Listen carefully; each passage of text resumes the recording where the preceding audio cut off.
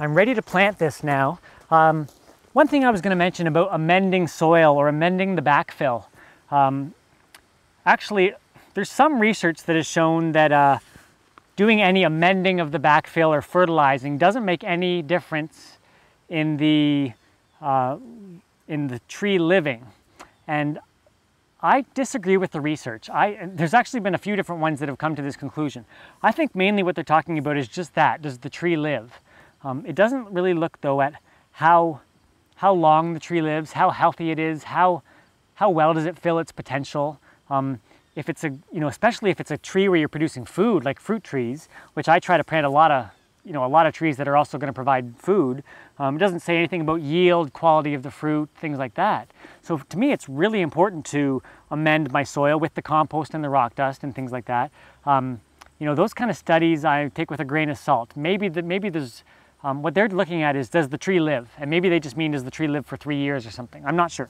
But one thing I do agree with is it doesn't make sense to bring in a different kind of topsoil and put different topsoil in the backfill.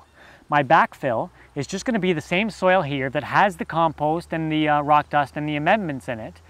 But ultimately, this root system, like I've said, is going to go 2, 3, 4 times further than the tree zone. It's going to have to get used to this soil.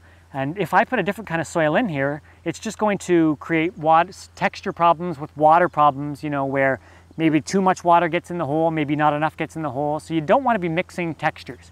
So that's why I just want to use this soil. So what I'm going to do is plant this. I'll get it in the hole. In that case, I often do lift by the trunk just because it's so hard to lift a tree like that by the root ball. Maybe I'm teaching you poorly though. Should be lifting by the root ball more. I'm going to bring in my same biostimulant mixture, my sea minerals, my kelp, my water. So, this is 0.5% sea minerals, 0.5% kelp, the rest water. And I'm going to spray that onto the entire root ball. And then of course I'm going to bring in my mycorrhizal fungi. The rule for mycorrhizal fungi is, for a tree, is about 1 tablespoon, or at least for my product. It probably depends on the product, but 1 tablespoon per inch of caliper. So that is about 1.5 inches. So I'll bring in 1.5 tablespoons. And I'm just going to kind of rub that on the outside, just like this. I don't get too concerned. I just has to get on some of the roots.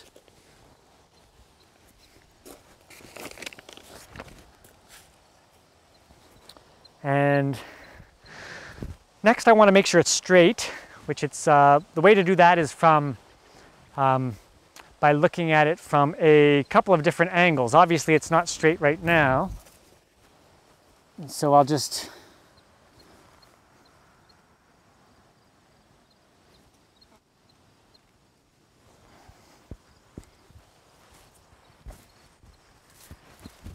make sure it's straight here.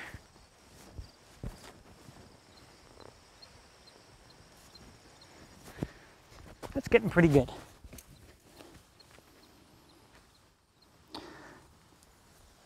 And then it comes time to plant the thing here. So the way I do that is I backfill it about halfway, making sure to break up the clods.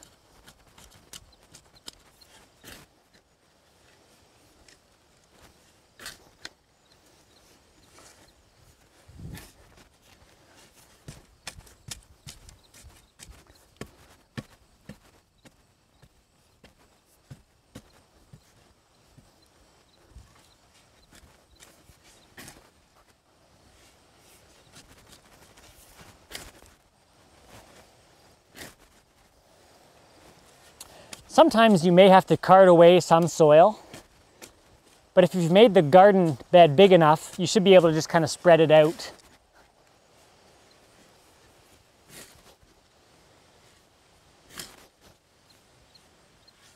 So what I do is I fill it about halfway, and I just do this with my shovel. I don't want any air spaces in there because the roots don't want to grow into an air space.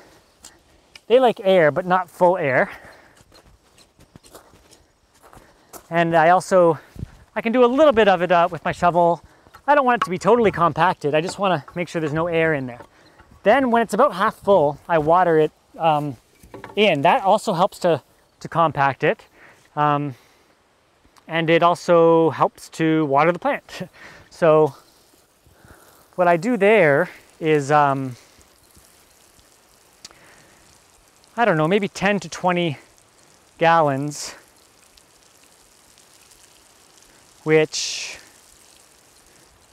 takes about 3 minutes. If you run it for 3 minutes, that's usually going to be somewhere between 10 and 20 gallons. I think that means if you have, somewhere between 3 and 6 gallons per minute. Some people have more, I guess.